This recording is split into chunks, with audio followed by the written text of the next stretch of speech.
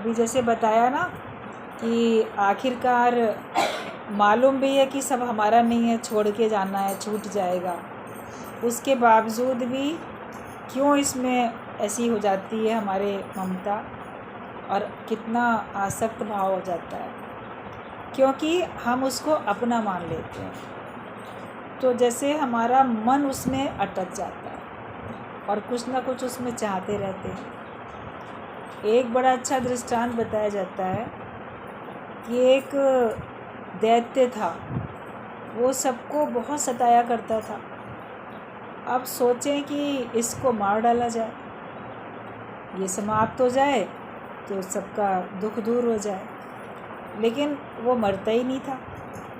जैसे कि कोई सोचे ये तो बिल्कुल अमर है, मरता ही नहीं है। लेकिन एक समझदार होशियार था, उसने सोचा कि अमर तो कोई भी नहीं है, आखिरकार प्राण तो सबके जाएंगे, तो ये मरता क्यों नहीं है। तो उसने फिर संत से पूछा। सच्चे कई संत त्रिकालदर्शी होते हैं, उनको सब पता होता है। तो उन्होंने बताया कि ये जो दैत्य है ऐसे नहीं मरेगा, इसके प्राण एक चिड़िया में है। इसने अपने प्राणों को एक चिड़िया में बचा दिया और उस चिड़िया को कहीं बहुत दूर गुप्त स्थान में, गुफा में छुपा के रखा है। जब वो चिड़िया मरेगी तब ये मरेगा। तो इसके प्राण इसके अपने शरीर में है ही नहीं, इसलिए इसका चाहे गला काटो, कहीं कुछ भी करो, ये मरता ही नहीं है। तो वो ढूंढने के लिए निकल पड़ा। जो राजकुमार था वो गुरुवान था। अब उसने ढूंढा गुरु की प्रेरणा से कहाँ मिलेगा वो स्थान जहाँ पे वो चिड़िया है, उसे पता चल गया और आखिरकार वो जो था वहाँ पहुँच गया। तो वहाँ सचमुच में पिंजरे में थी चिड़िया। अब उसने उस चिड़िया को पकड़ लिया, निकाला, और जैसे उस चिड़िया की एक टांग तोड़ी तो दैत्य की एक टांग टूट गई, दूसरी टांग तोड़ी तो दूसरी टांग, बहुत चिल्ला रहा है छोड़ दो छोड़ दो, और चिड़िया की गर्दन मरोड़ दी तो दैत्य का भी खात्मा हो गया। तब उसके प्राण गए। बचपन में इस प्रकार की कहानियाँ बच्चों को बहुत पसंद आती हैं। जादू की कहानियाँ, दैत्य की कहानियाँ, परियों की कहानियाँ, ये सब अच्छी लगती हैं सुनने में। और कहानियों के माध्यम से ही बचपन में सबको शिक्षा भी दी जाती थी। जिन्होंने अपने बचपन में अपने नानी दादी से, बड़े लोगों से कहानियाँ सुनी हैं तो उनको अभी तक भी ध्यान में होंगी। और पहले रीडिंग का बहुत एक था प्रचलन और सबके अंदर में शौक़ होता था। पंचतंत्र की कहानियाँ, कौन कौन सी कहानियाँ बहुत होती थी, जिससे कि सब लोग सीखते थे। उसके पीछे उसका कोई उद्देश्य होता था सुनाने का। तो इस दृष्टांत का भी सिद्धांत है कि वो दैत्य कौन है जो सबको सताता रहता है। तो हर एक के अंदर जो उसका अज्ञानी मन है वही दैत्य है। अगर तुम्हारा मन तुम्हें तंग ना करे तो कोई भी तुमको तंग नहीं कर सकता है। हर एक का मन सबसे ज़्यादा उसको तंग करता है, हर एक का मन ही उसको दुखी करता है, खुद को भी और दूसरे को भी। आप अपने मन के कारण से ही तंग करते हो। आपका मन सताया करता है, दूसरे को सताते हुए देख के, आपको सताना देख के बड़ा अच्छा लगता है कि अगला इंसान दुखी हो रहा है, परेशान हो रहा है, मेरे मन की मानी जा रही है तो मैं खुश हूँ। तो वो दैत्य जो है हम सबके अंदर बसा हुआ हमारा मन है। अब मन जो है सब सत्संग में आते हैं, कहते मन को अमन कर दो, मन को समाप्त कर दो, लेकिन मन मरता ही नहीं है। बोला जाता है माया मरी न मन मरा, मर मर गए शरीर, आशा तृष्णा ना मरी, कह गए दास कबीर। कबीर दास ने बड़ी एक गूढ़ रहस्य की बात बता दी कि ना तो संसार से माया मरती है और ना तुम्हारा मन मरता है। शरीर मरते रहते हैं, बार बार जन्म लेते हैं, मरते हैं, जन्म लेते हैं, मरते हैं, क्योंकि हमारे अंदर में आशाएं हैं, तृष्णाएं हैं, ये समाप्त नहीं होती हैं। तो हम मन रूपी दैत्य को अगर ख़त्म करना चाहते हैं तो मन ऐसे ख़त्म नहीं होगा। मन के प्राण बसते हैं इच्छा में, कामना में, वासना में। जैसे उस दैत्य के प्राण जो थे वो चिड़िया में थे, तो हमारे मन के प्राण कहाँ पे हैं? कहीं ना कहीं मन निवास करता है। कोई ना कोई प्रकार की वासना है जिसको मन पूरा करने में लगा रहता है, और वो भी अपने को देह मानने के कारण से ही होती है। तो जब हम अपने अंदर की इच्छाओं को, कामनाओं को, वासनाओं को ख़त्म कर देते हैं तो हमारा मन अपने आप ही अमन हो जाता है।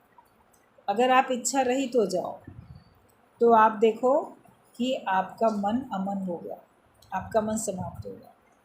तो कहा जाता है इच्छा का तुम अपना गला घोटो। जैसे उसने चिड़िया का घोट दिया गला तो वो राक्षस चला गया दुनिया से।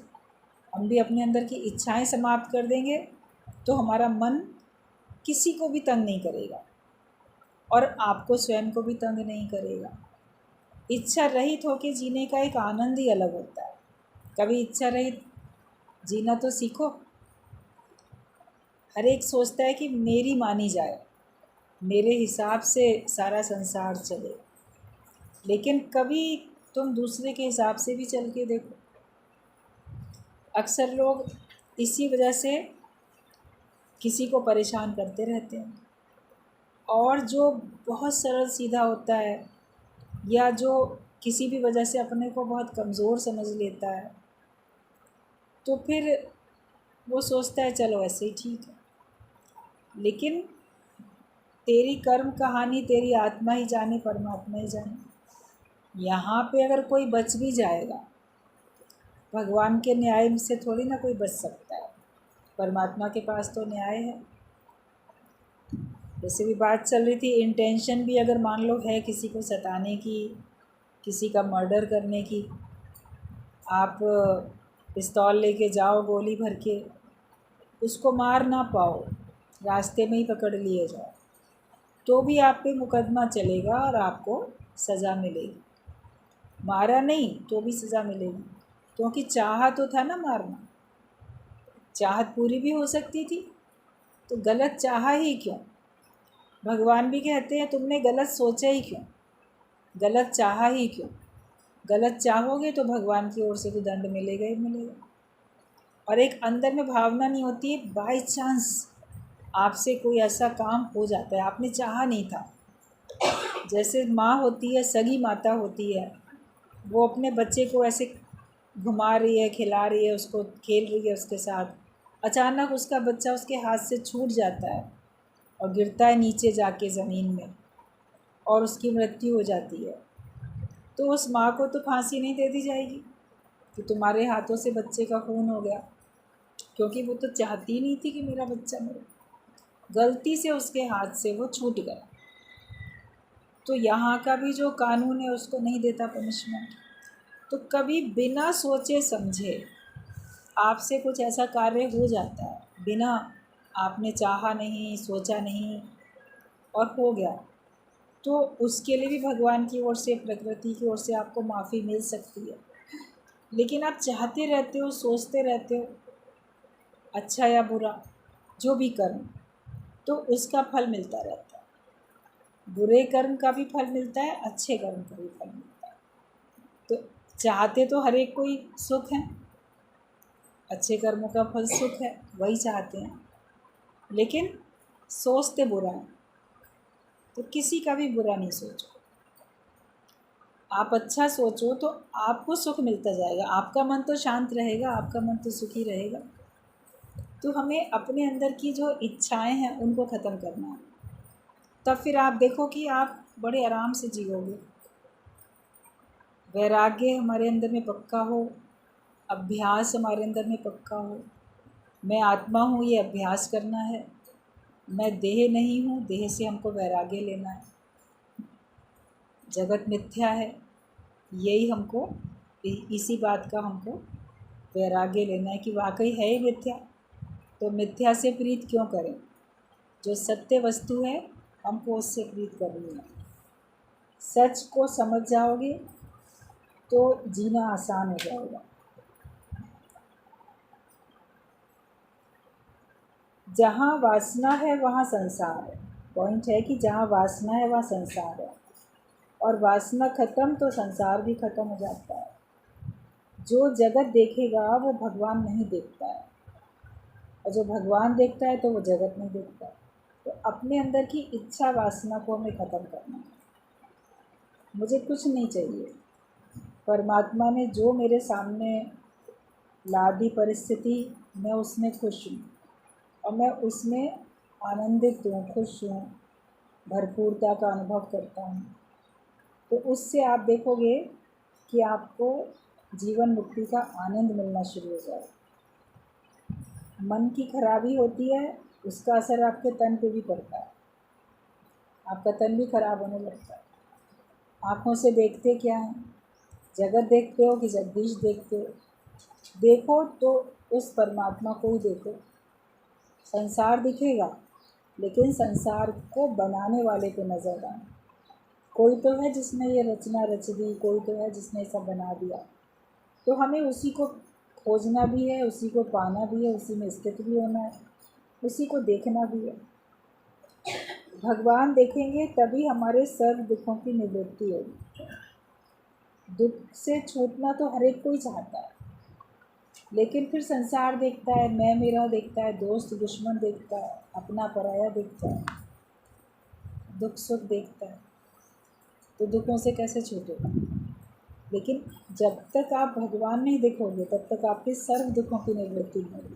थोड़े थोड़े दुख जा सकते हैं किसी न किसी और उपाय से, लेकिन मेरे जीवन में से सारे दुख चले जाएं और जगत में कोई सा ऐसा दुख बना ही नहीं है जो मुझे दुखी करेगा, ये आप कैसे कह सकते हो?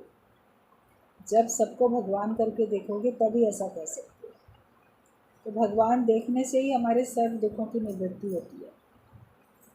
ज्ञान में जब आते हैं सत्संग में, गुरु बताते हैं सर्व दुखों की निवृत्ति और परम आनंद की प्राप्ति, यही है मुक्ति।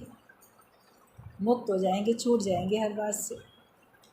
तो सर्व दुखों की निवृत्ति के लिए ज्ञान है, और ज्ञान क्या है? सर्व में भगवान देखना, यही ज्ञान है कि सब में उस सत्ता को देखो, तो तुम सारे दुखों से फिर छूट जाओगे। अज्ञान के दूर होने से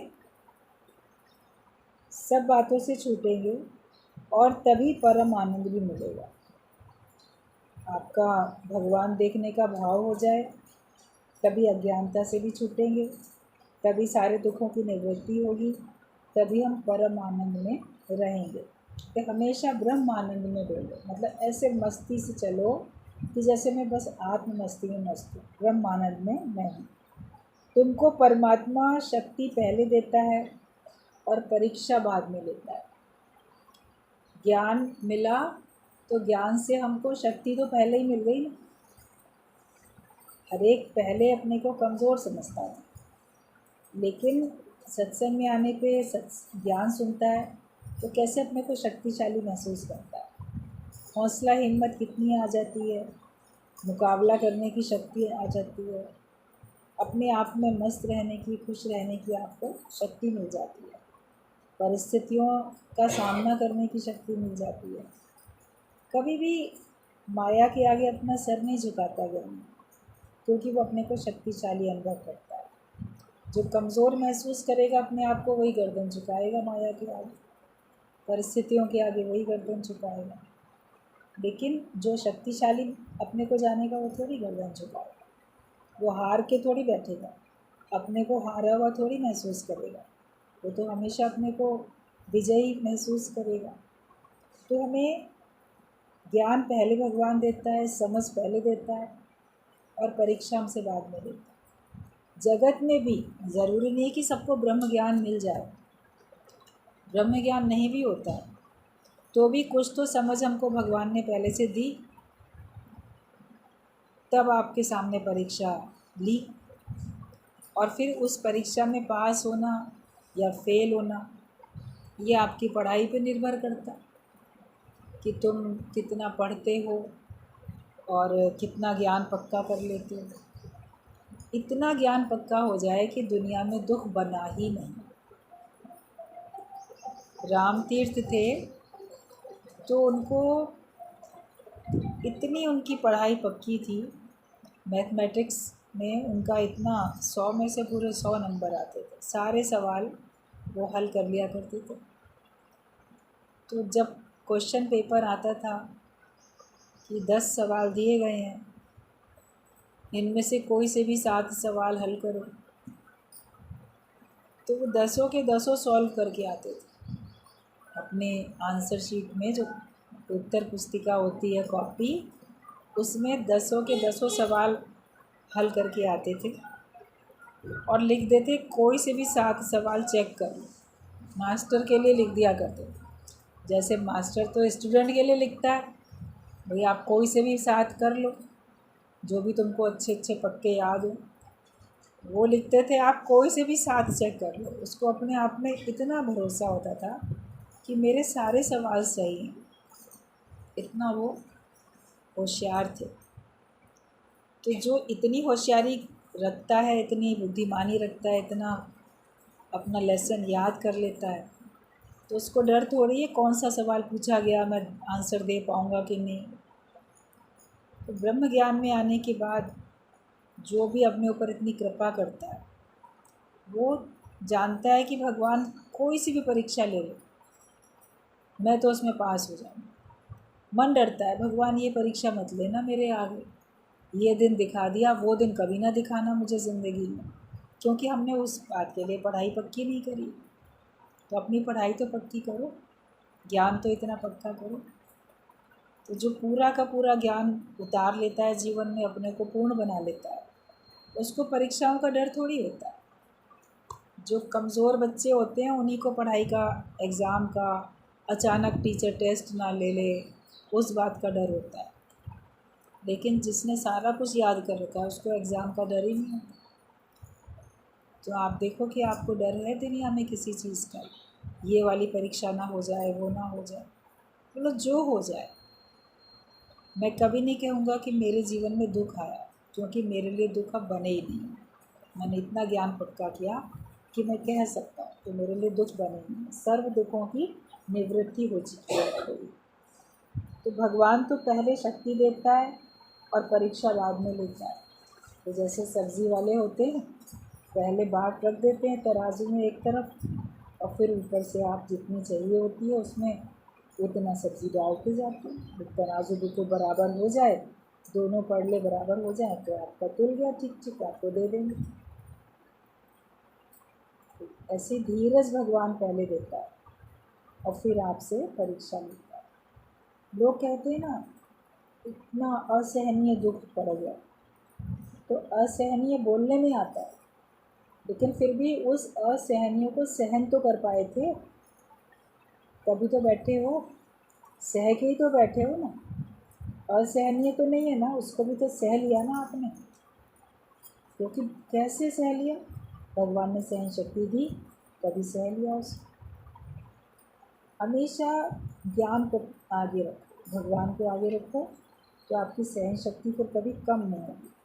शुरू में बड़ी सहन शक्ति होती है, आप किसी भी वजह से कमज़ोर पड़ते जाते हो तो आपकी सहन शक्ति जवाब दे जाती है। ज्ञान को हमेशा आगे, भगवान को हमेशा आगे, तो फिर कभी कमज़ोर नहीं पड़ोगे। पत्थर से ठोकर खाकर अज्ञानी जो होते हैं पत्थर को कोसते हैं, लेकिन ज्ञानी उसी पत्थर से ऊंचा उठकर चलते हैं। मुसीबत में अज्ञानी शिकायत करता है और ज्ञानी मुसीबतों से ऊंचा उठता है। अपने को देखो, ज्ञानी हो कि अज्ञानी। लोग तो परीक्षा को कोसते हैं, मुसीबत को कोसते हैं, ये क्यों आया दुख, ये परेशानी क्यों आई। लेकिन ज्ञानी तो उसी से भी ऊंचा उठता है। गिर गिर के मुसीबत में संभलते ही रहेंगे। वो संभलते रहते हैं, गिर भी जाते हैं तो संभल जाते हैं, बल्कि उसके ऊपर खड़े होकर ऊंचे उठ जाते हैं। अभी आप ज़मीन में खड़े हो और फिर आप किसी ईंट पत्थर के ऊपर खड़े हो तो ऊंचाई हो जाएगी ना आपकी। तो उसको इतने मजबूत बनाओ अपने आप को कि परिस्थिति को अपने पैरों तले आप दबा के उसके ऊपर खड़े हो सको। वो तुम्हारे ऊपर हावी ना होए, तुम उससे ज़्यादा ज़बरदस्त मजबूत हो जाओ कि वो परिस्थिति मेरा कुछ भी बिगाड़ नहीं सकती है। ऐसा ज्ञानी अपने को बना लेता है। तो वो दुखों को, समस्याओं को कोसता नहीं है, ये समस्या क्यों आई, इसने ये क्यों कहा, इसने ये क्यों किया, वो उस बात से ऊंचा उठ जाता है। ये अपने अंदर में हौसला हिम्मत रखो हमेशा। जगत में तो कुछ ना कुछ होता रहेगा, जब तक जीवन है तब तक उतार चढ़ाव आते रहेंगे, उसमें घटा बढ़ी होती रहेगी, मगर हमें सम अवस्था में रहना है। तो शिकायत कभी भी नहीं करो मुसीबत में। अगर कोई शिकायत करता है तो वो अज्ञानी व्यक्ति है जो शिकायत करता है। ज्ञानवान शिकायत नहीं करते हैं, किसी प्रकार की कंप्लेन नहीं करते, क्योंकि वो अपने आप में पूर्णता का अनुभव करते हैं। जो पूर्ण है वो शिकायत नहीं करेगा, जो अधूरा है वही शिकायत करेगा। पूरे बनो, ज्ञानवान बनो पूरे। और हर समय परीक्षा चल रही है, इसलिए हमेशा सुजाग रहो। स्कूल में कोई पढ़ने जाता है तो वहाँ तो पता होता है, पहले से डेट आ जाती है, इस तारीख से इस तारीख तक एग्ज़ाम होंगे, इस दिन ये वाला क्वेश्चन, ये वाला सब्जेक्ट का, उस दिन वो सब्जेक्ट का, सब आ जाता है ना लिख के कि इस दिन हिंदी का होगा एग्ज़ाम, इस दिन इंग्लिश का होगा, इस दिन मैथ्स का, इस दिन इसका। लेकिन जीवन में नहीं पता कौन से दिन कौन सा होगा और कब होगा, ये भी नहीं पता। तो परीक्षा तो कभी भी आ जाती है, कभी भी आ सकती है, इसलिए हमेशा तैयार रहो, सुजाग रहो हमेशा। क्या पता अगले ही पल कौन सी परीक्षा हमारे सामने खड़ी हो, तो हमें तो हमेशा ही तैयार रहना। गुरुजी बोलते थे एवर रेडी सोल्जर होके चलो। जो सैनिक होते हैं ना, वो हमेशा तैयार रहते हैं, उनके साथ उनके हथियार होते हैं, उनको चलाना भी आता है और सुजाग रहते हैं, सावधान रहते हैं। शत्रु कब कहाँ से आक्रमण कर दे उसके लिए तैयार रहते हैं। और कभी कभी शत्रु इतना ऐसा होता है कि उसका वार चल जाता है, सैनिकों का नुकसान भी हो जाता है, उनके प्राण भी चले जाते हैं। तो वो मृत्यु के लिए भी तो तैयार थे। जो भी सोल्जर होते हैं वो हर पल मृत्यु के लिए भी तो तैयार होते हैं। वो अपने सर पे कफन बांध के चलते हैं कि कोई बात नहीं, देश की रक्षा के लिए हम चल रहे हैं, और चले गए चले गए। तो वो तो हर समय तैयार रहते हैं। जिसको एग्ज़ाम देना होता है वो सोया नहीं करता, वो जागा हुआ रहता है। गहरी नींद में कोई सो जाएगा क्या? उसको लगेगा ना इतने बजे से एग्ज़ाम है, वो तो घबराहट में तो रात भर बच्चों को नींद नहीं आती है। अरे कल एग्ज़ाम है, ये देना है। तो ज़िंदगी में हर पल परीक्षा होती है, इसके लिए हमको कभी भी अज्ञानता की नींद में सोना ही नहीं, आत्म जागृति में हमेशा अपने आप को रखते। सबको माफ़ भी करते चलो। क्राइस्ट ने सबको माफ़ किया, सूली पर चढ़ाया तब भी माफ़ किया। क्राइस्ट के तो जीवन की सबको बातें पता ही, क्रॉस पे भी चढ़ा दिया गया, व्यक्ति को गले लगाया, लेकिन जिसने शिकायत की उसको भी माफ़ कर दिया, जिसके कारण से सूली पे लटकने जा रहा था उसको भी माफ़ कर दिया। ये अपने अंदर में रखो भाव, किसी ने मेरा कितना भी नुकसान किया लेकिन तो भी मैं सबको माफ़ कर सकता, और मुझ आत्मा का कभी कोई नुकसान होता ही नहीं। अगर मैं अपने को देह मानूं तो मेरा बहुत नुकसान है, लेकिन मैं अपने को ब्रह्म जानूं, आत्मा जानूं तो मेरा क्या नुकसान है। नफ़ा नुकसान इस संसार का ही तो है, नफ़ा नुकसान तो माया में होता है। ब्रह्माकार वृत्ति है तो कोई नफ़ा नहीं, कोई नुकसान नहीं, अपने आप में ज्यों का त्यों भरपूर होते हैं। तो कोई भी तुम्हारा नुकसान नहीं कर सकता जब तुम्हारी आत्मिक स्थिति होती है। परीक्षाएं सबके ऊपर आती हैं, अवतारों के ऊपर भी आई, सीता के ऊपर भी, मीरा के ऊपर भी, सबके ऊपर परीक्षाएं आई।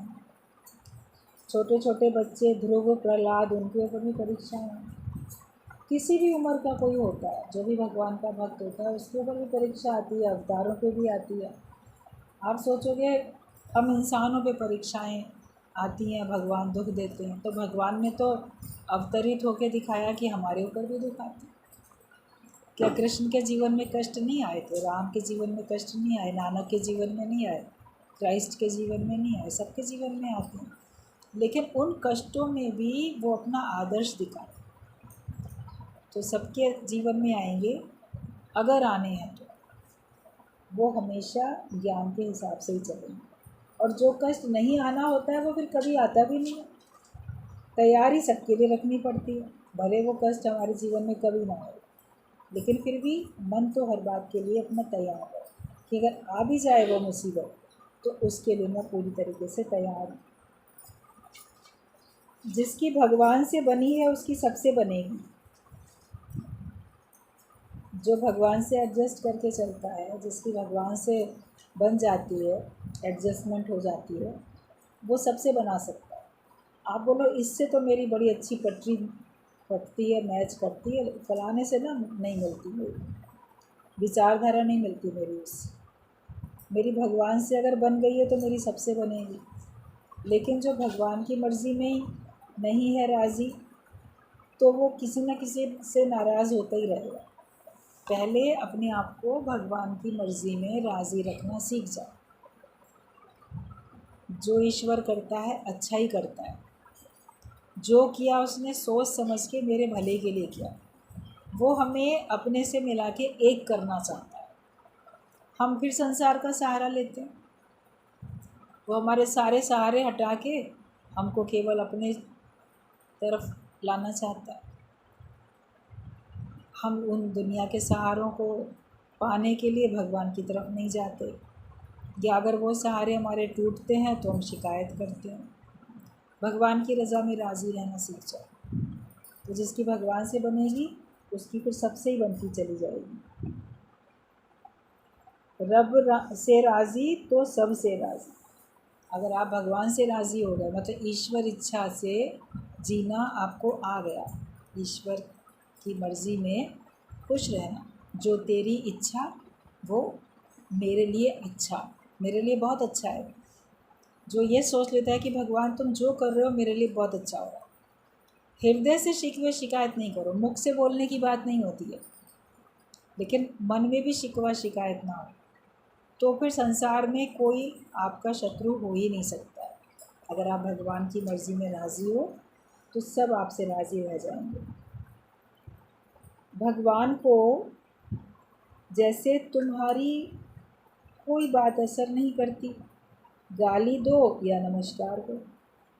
आज भगवान को आप गाली दे दो तो भगवान को असर नहीं, भगवान को नमस्कार करो तो कोई असर नहीं। कोई लोग मंदिर में जाके भगवान को गालियाँ सुना के चले आते हैं मूर्ति को, या घर में ही भगवान की मूर्ति होती है उसी को कहते हैं तुम पत्थर हो, तुम ऐसे हो, तुम वैसे हो, और कोई बड़ा नमस्कार भी करते हैं। तो क्या भगवान नमस्कार करने वालों को बहुत ख़ास कोई उनके लिए विशेष कर देगा, या गाली देने वालों को क्या विशेष कुछ नुकसान पहुंचा देगा? उसे भगवान के ऊपर कोई असर नहीं होता है। वो कहता है इसकी मर्ज़ी है, ये मुझे नमस्कार करे या ना करे। अभी सूर्य उदय होता है, कोई लोग सूर्य को नमस्कार करते हैं, लेकिन जो उल्लू होता है वो सूरज को तो गालियाँ देता है, ये क्यों निकल आया, मेरे को तो आँखें मेरी बंद हुई जा रही हैं, चकाचौंध लग रही है। तो सूर्य को कोई फ़र्क थोड़ी पड़ता है, वो तो अपनी महिमा में रहता है। तो तुम्हें भी अपनी महिमा में स्थित रहना है, उस भगवत भाव में आना है। कोई तुम्हारा अपमान करे या मान सम्मान करे, दोनों में हमको शांत, दोनों में एक रस, सम अवस्था में हमको आना, जो असर न करे। जैसे भगवान को कुछ असर नहीं करता, ऐसे तुम भी ऐसे भगवान का रूप हो जाओ कि तुमको भी कोई बात असर न करे। ईश्वर तुमको कुछ दे तो खुश रहो, ना दे तो खुश रहो। कहा जाता है एक भी ना दे 10 भी हर ले, तो मूढ़ा तू क्या करे। तुम तो जो एक मिला है ना उसको बचाए रखने के लिए बहुत यतन जतन करते हो, प्रार्थनाएं करते हो, घबराते रहते हो, लेकिन जो भगवान की रज़ा में राज़ी रहते हैं वो खुश रहते हैं। उनको मालूम है कि भगवान ने जितने दिन के लिए जो चीज़ मुझे दी है उतने दिन तो वो मेरे पास रहेगी रहेगी, चाहे वो धन संपत्ति हो या वो किसी के प्राण ही क्यों ना हो, आयु क्यों ना हो, जितने दिन के लिए भगवान ने दी है रहेगी रहेगी।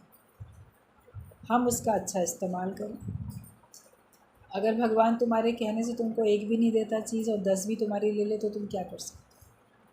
कई लोगों को होता है ना ऐसा कि बहुत कभी भूकंप आता है, कभी कुछ और कारण ऐसे बन जाता है तो पूरे परिवार के परिवार नष्ट हो जाते हैं।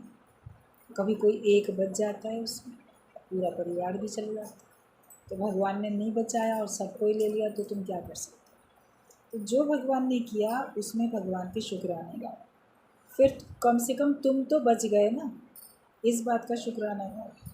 तुम बचे हो तो तुम भगवान की भक्ति करो, शिकवे शिकायत नहीं करो। अपना लाभ माया के लाभ से नहीं जोड़ो, अपना लाभ परमात्मा की प्राप्ति से जोड़ो।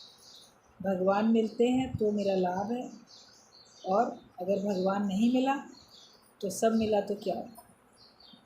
परमात्मा ना पाया और सब मिला तो क्या हो? सब कुछ मिल जाए तो क्या है? भगवान ही नहीं मिले और सब मिल गए तो वो व्यर्थ है। लेकिन कुछ नहीं मिला और भगवान मिल गए तो मेरे लिए परम लाभ है। तो इसके लिए हम किसी बात में शिकवे शिकायत नहीं करें। अपने को जानना ज़रूरी है, हर एक को अपने को जानना ज़रूरी है। आप बोलोगे अपने को तो हम जानते ही, मैं कौन हूँ? अभी पूछेगा कोई किसी से आप कौन है, मैं फ़लाना हूँ, मेरा ये नाम है, मैं यहाँ रहता हूँ, मेरा ये काम है, तो वो सब इस देह का है, इस शरीर का नाम है, इस शरीर के द्वारा कोई काम होता है और इस शरीर का ही कहीं निवास होता है। ये अपने को जानना नहीं होता। अपना रूप पहचान समझ मन दर्शन यही भगवान। तो अपने को पहचानने का मतलब है इस शरीर से हट के जो मैं हूँ। जब ये शरीर नहीं था तब मैं था, और जब ये शरीर नहीं रहेगा तब भी मैं रहूँगा। वो मैं कौन हूँ जो देह के रहने पर है, देह के ना रहने पर भी है। उसको जानो जिसका कभी नाश नहीं होता, वो मैं हूँ। तो वो हमको दूसरे का तो पता पूछते हो, लेकिन गुरु के पास आओ तो गुरु से अपनी पहचान लो। मेरी क्या पहचान? अपने को जानने की कोशिश करो, अपना पता देखो। हमारे अंदर भगवान छिपा है, हमें नहीं पता, और हमारी अपने से ही मुलाकात नहीं। हम अपने को जो नहीं है वो मान के चल रहे हैं, जो हम हैं उसके बारे में हमारे को जानकारी नहीं। बचपन में सब समझते थे, बड़े होने तक भी, जब तक ब्रह्म ज्ञान नहीं मिलता है कि जब तक ये शरीर है तब तक तो मैं शरीर हूँ, जब प्राण चले जाएंगे तब मैं आत्मा बन जाऊँगा, उसके बाद फिर मैं कोई शरीर ले लूँगा और फिर मैं शरीर बन जाऊँगा। तो ऐसे ही मन भ्रमित होता रहता। लेकिन मैं वही हूँ, पहले भी और आज भी और आगे भी वही हूँ। जिसको कोई कभी सकता वो है, जिसको कोई नष्ट नहीं कर सकता, उसका पता जानो। ईश्वर का मैं अंश हूँ, ईश्वर अंश, जीव अविनाशी।